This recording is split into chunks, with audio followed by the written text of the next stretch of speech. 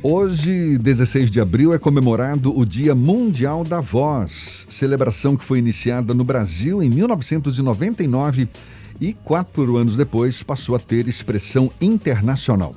Sendo assim, estamos exatamente na Semana Nacional da Voz, campanha que conta com as parcerias da Sociedade Brasileira de Laringologia e Voz e da Sociedade Brasileira de Otorrinolaringologia. A gente conversa agora com a médica do Núcleo de Otorrinolaringologia da Bahia, Ludmila Fernandes. Seja bem-vinda. Bom dia, doutora Ludmila. Bom dia, Jefferson. Bom dia, Fernando. Bom dia, ouvintes, da Tarde Conecta. É um prazer para mim poder contribuir com a campanha nacional da voz, e trazer um pouco de informações sobre os cuidados com a voz. Prazer todo nosso. Da preservação da saúde vocal. Eu queria te perguntar exatamente isso. Qual é a importância de se celebrar um dia como esse, Dia Mundial da Voz, doutora Ludmila?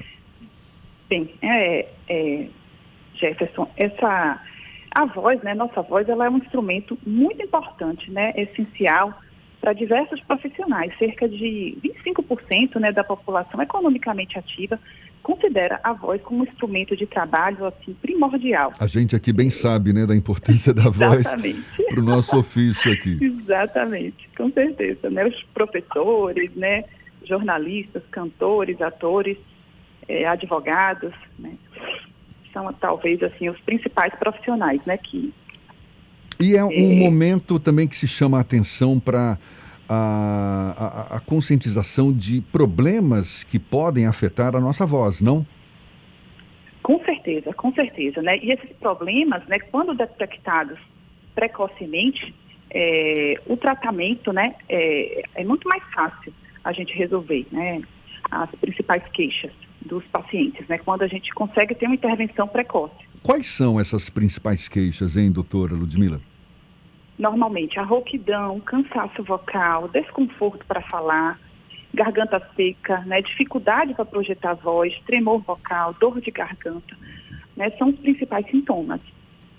E tem aqueles mais graves também, não é? Câncer de laringe. Com certeza, que está bastante associado ao fumo, e ao consumo exagerado de bebidas alcoólicas.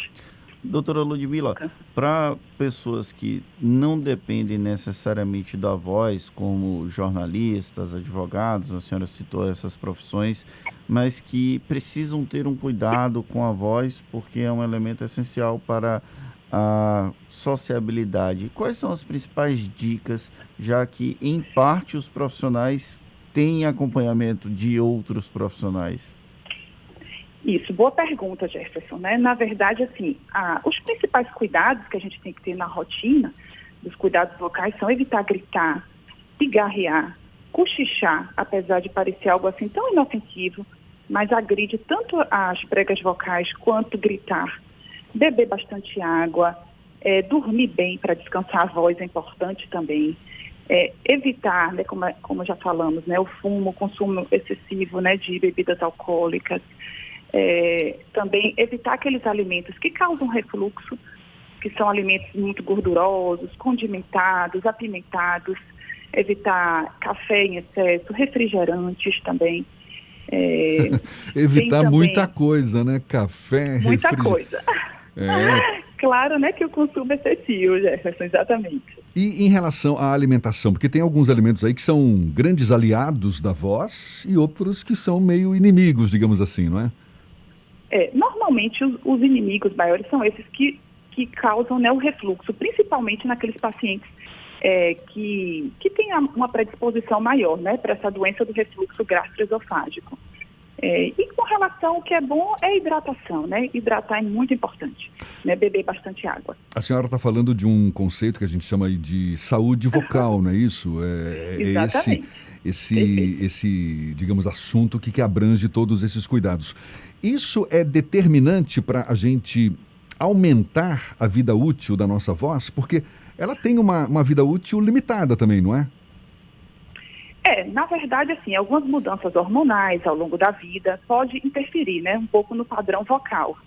Mas esses cuidados, eles evitam traumatismo constante, das cordas vocais, Muitas lesões, elas são associadas a esses traumatismos constantes, os nódulos, os pólipos, os granulomas de cobertura da prega vocal estão muito associados a esses traumatismos.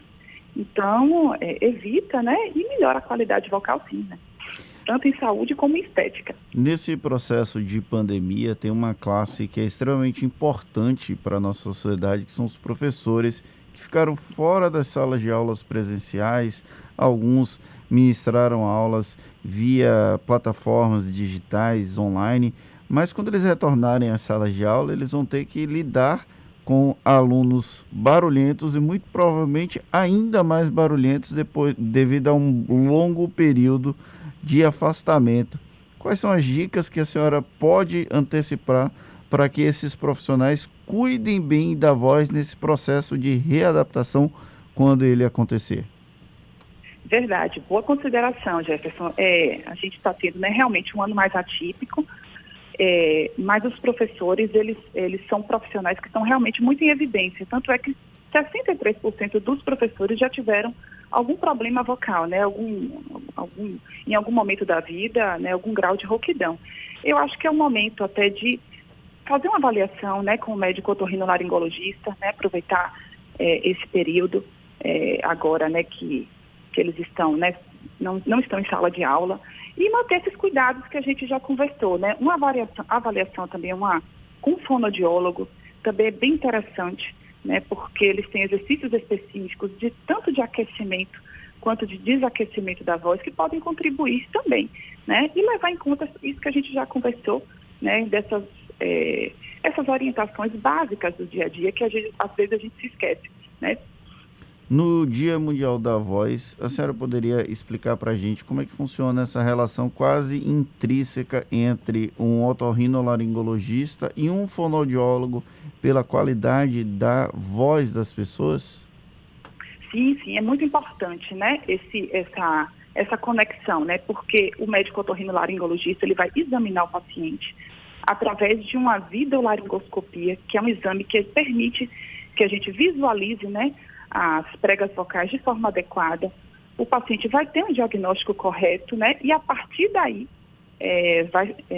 nós vamos elaborar, né, um plano terapêutico, que pode ser à base de medicações. No caso aí, a fonoterapia, normalmente, na maioria dos casos, tem um papel importante, e os exercícios, né, a programação do fonoaudiólogo, ela está relacionada com o diagnóstico, né, estabelecido pelo médico otorrinolaringologista, e às vezes também o paciente pode precisar também de uma microcirurgia da laringe, também que seria uma intervenção aí já cirúrgica, a depender do problema vocal.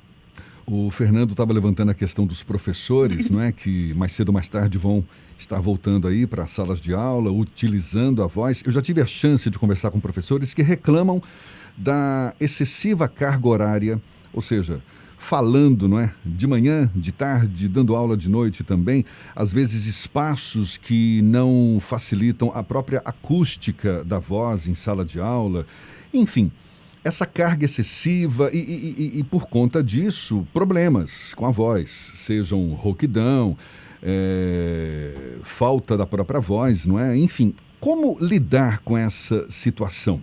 Profissionais que lidam com esse estresse diário, com a carga excessiva de trabalho, utilizam a voz praticamente o dia inteiro. Tem saída para eles? Tem sim, com certeza. Boa pergunta. Tem sim, né? Eu acho que essa avaliação multidisciplinar, né, às vezes juntamente com o médico, o fonoaudiólogo, né, com esse treinamento, ajuda bastante. Muitas vezes também uma avaliação com o psicólogo, né? Nós sabemos que o estresse realmente em sala de aula é grande, a demanda vocal é enorme e tem fatores também relacionados, né, a carga horária, a quantidade de alunos em sala, a faixa etária também, né, desses alunos em sala também, isso tem uma relação, a acústica do local de trabalho, o uso de microfones ajuda, né, mas a gente sabe que nem sempre isso é possível, e também fatores intrínsecos do próprio paciente, né, do próprio indivíduo, né, como também, às vezes, a presença de rinite, sinusite, algumas alterações na própria laringe, né, nas pregas vocais também podem predispor, né, facilitar esse traumatismo maior das pregas vocais. Né, mas isso com a ajuda de uma equipe disciplinar, tem solução sim, com certeza. E lembrar que a água tem que estar sempre aqui do nosso lado, né? Uma grande aliada da voz. Verdade. Doutora Ludmila, muito obrigado. Doutora Ludmila Fernandes, otorrinolaringologista. Ela é médica do Núcleo de Otorrinolaringologia da Bahia. A gente falando aqui sobre hoje, o Dia Mundial da Voz. Muito obrigado, um prazer tê-la aqui conosco. Bom dia e até uma próxima. Bom dia, eu que agradeço. Muito obrigada, Jefferson, Fernando, né? Espero ter contribuído, né? E muito. As dúvidas aí dos ouvintes. Qualquer dúvida também pode mandar um direct para o @nooba.clínicaotorrino e para mim vai ser o maior prazer responder. Tá certo. Muito obrigado mais uma vez. Agora 5 minutos para as 8 na tarde, FM.